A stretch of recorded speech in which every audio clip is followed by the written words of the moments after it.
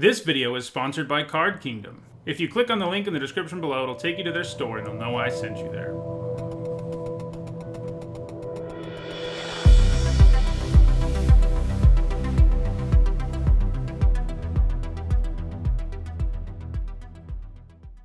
Hello everyone, I'm Nitsa Hone, and it's Wednesday, and that means it's time for another MTG Top 10, the series where I rank cards based on their historical performance at Magic's highest level of competition. This time around I'm looking at wishes. This is a term that you may not be super familiar with, so let me explain. There was a cycle of cards with wish in the name back in Judgment, a set that came out in 2002. All of them allowed you to get a card from outside the game and put it in your hand. At the tournament level, this means the card has to be in your sideboard, though it did also used to mean that you could get cards from the removed from the game zone before the wording was changed to exile.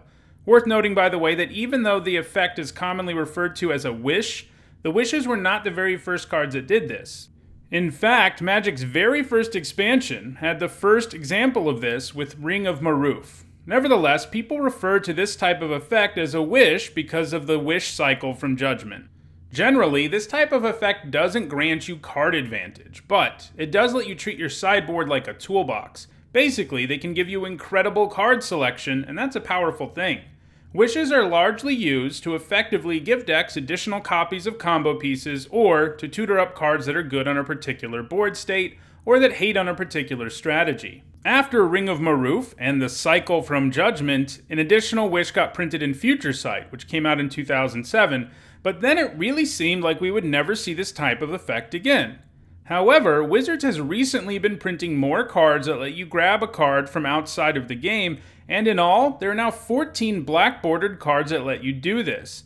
Of the 14 wishes we have, 10 of them have seen play, which definitely conveys how good this type of effect is. In this video, we'll talk about those 10. Before we get started, a quick reminder on how I score cards in these videos. A Pro Tour, Players Tour, or Mythic Championship Top 8 is worth 2 points, and so are Legacy and Vintage Championship Top 8s, and a Grand Prix or Magic Fest Top 8 is worth 1 point. Alright, let's get to number 10. At number 10, it is Mastermind's Acquisition. This is a pretty cool design for a wish effect, because it can not only fetch any card you want out of your sideboard, it can also grab any card in your deck. There really isn't a more flexible tutor in the entire game than this. The downside here is just how expensive it is. Paying 4 mana, even for any card in your deck or sideboard, is a pretty big tempo hit, and that's why it hasn't really seen a lot of play. It has a single top 8 that came in an Esper control deck in Standard.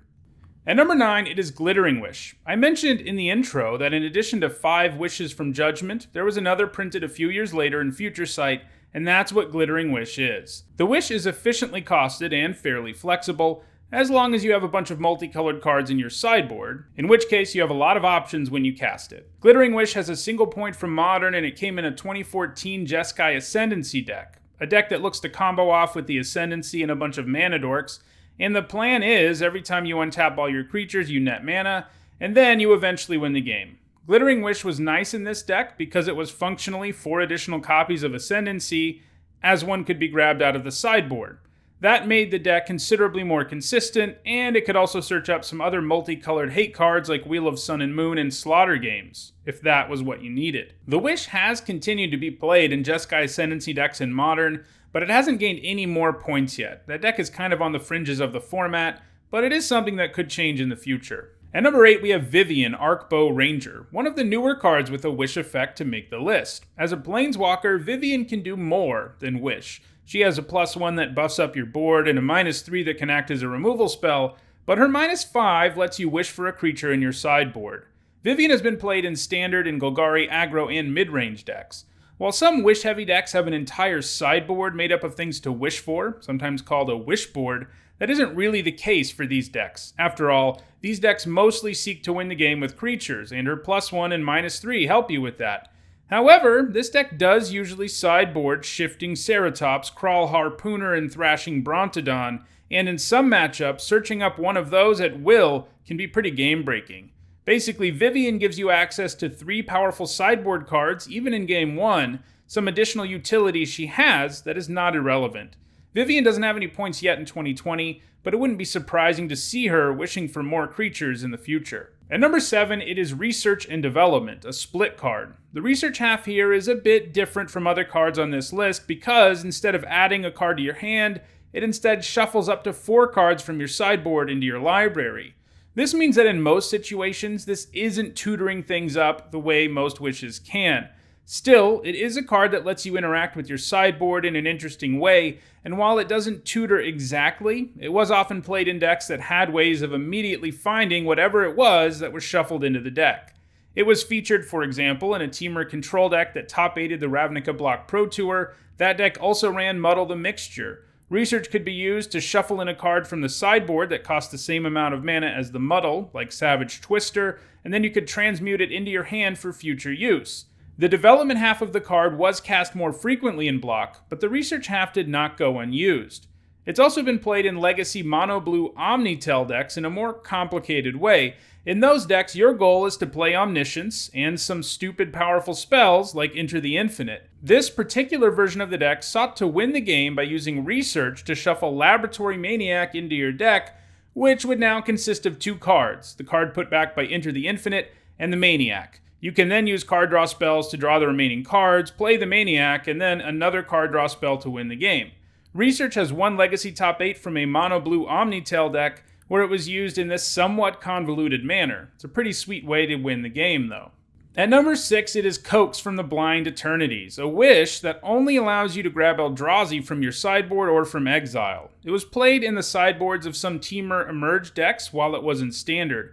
It was sided in against decks running things like Transgress the Mind or Infinite Obliteration, where its ability to actually grab cards from exile came up. It has also been used in Pioneer's Dimir Inverter deck, which seeks to combo Inverter of Truth with Thassa's Oracle. In those decks, Coax can be used to wish for the Inverter, essentially giving you additional copies of one of your key cards. It also gave you some extra resilience against cards like Lost Legacy that can completely strip your deck of your combo if you don't have a backup plan like Coax. Dimir Inverter decks are still a thing in Pioneer, so it is entirely possible that Coax puts up more points in the future. At number 5, it is Fae of Wishes, a newer creature-based wish effect that even references the old wishes with its name. As a creature with an adventure, Fae of Wishes is also a spell. It can be cast as a sorcery granted, at which point it lets you grab a non-creature card from your sideboard, and later in the game you can just cast the Fae as a 1/4 flyer. You can also cast the Fae without ever sending it in on the adventure. She then comes with the ability to return to your hand, at which point you can do some more wishing if you want to. In Standard, she was primarily played in adventure-heavy decks that ran a bunch of singleton cards for her to wish for, including situational hate cards like Sorceress Spyglass or Flame Sweep. Fae of Wishes has also been played in the Pioneer Lotus Breach combo deck. This deck seeks to do all sorts of silly things with Underworld Breach, and the Fae can wish up a copy from the sideboard when needed, or find other cards useful in certain situations, like a board sweeper like Anger of the Gods, or an enchantment or artifact destroy card like Unravel the Ether. At number 4, it is Living Wish, the first card we've looked at from that Judgment Wish cycle. Living Wish, in typical green fashion, can wish for creatures or lands. Living Wish was hardly played at all in block or Standard, but it quickly caught on and extended, where it helped people to enable various creature-based combos. This included the Alurin deck, which generally sought to get a Cavern Harpy, so they could just cast it for free and return it over and over, with a Soul Warden and Wirewood Savage in play so you drew your whole deck. The Wish could grab any of those combo pieces from your sideboard. It was also used in 2 different decks that utilized Shuko to target creatures as many times as possible, including a graveyard deck built around Cephalid Illusionist, and an infinite life gain deck built around Daru's Spiritualist. And in Legacy, it was utilized in a deck that used Auriok Salvagers and Lion's Eye Diamond to make infinite mana. Living Wish isn't seeing a whole lot of play these days, but it does have points as recently as 2017, so I don't think we can dismiss it entirely just yet. If the right creature-based combo comes along, I could definitely see it gaining some more points. At number 3, it is Karn, the Great Creator, another fairly recent planeswalker who can wish. He can grab an artifact from your sideboard or from exile and put it into your hand. Karn also has a very powerful static ability that makes all your opponent's artifacts with activated abilities into useless hunks of metal. He can also do one of Karn's signature abilities. He can turn artifacts into creatures.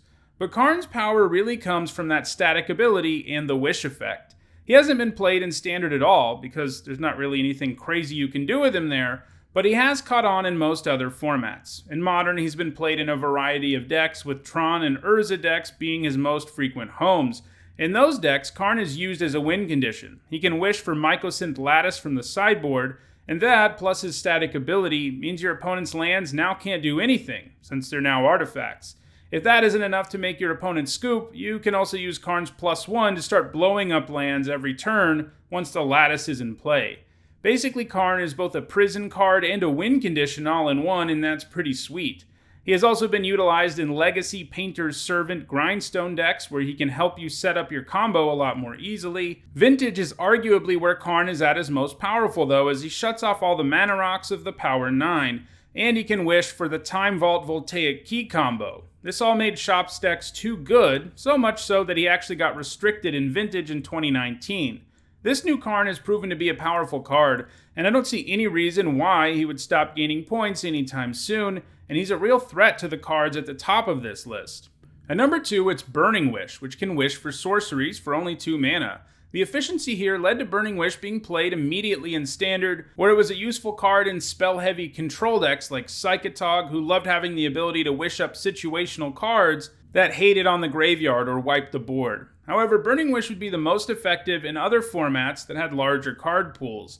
In Extended, it was at first used to search up the eponymous card in Enduring Ideal decks.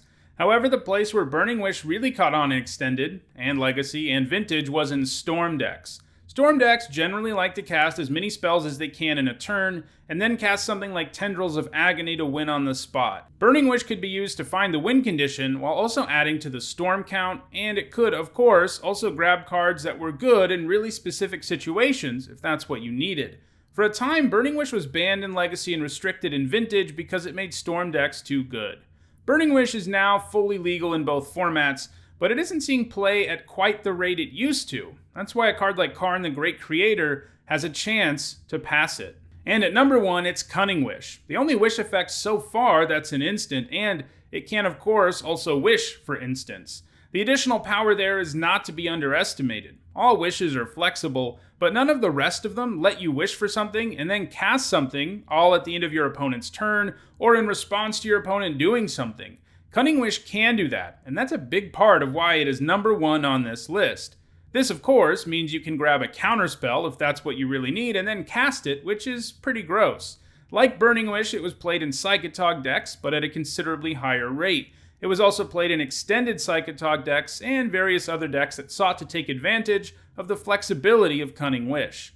In Legacy, it's been played in High Tide decks, giving the deck additional copies of High Tide. More recently, it has also been played in Show and Tell decks. Most frequently there, it searches up Eladmari's Call, which can make sure that you grab one of your powerful creatures to cheat into play. While Cunning Wish is still amassing points and has a sizable lead on Karn the Great Creator, Karn is gaining points at a higher rate and has a real chance at passing it in the future. Alright, well that does it for this MTG Top 10. If you enjoyed this video, don't forget to like it and share it so that others can enjoy it too. If you want to make sure you catch future MTG Top 10s, don't forget to subscribe. And if you need to catch up on the almost 300 of these I've already done, you should see the playlist on your screen now. Thanks for watching.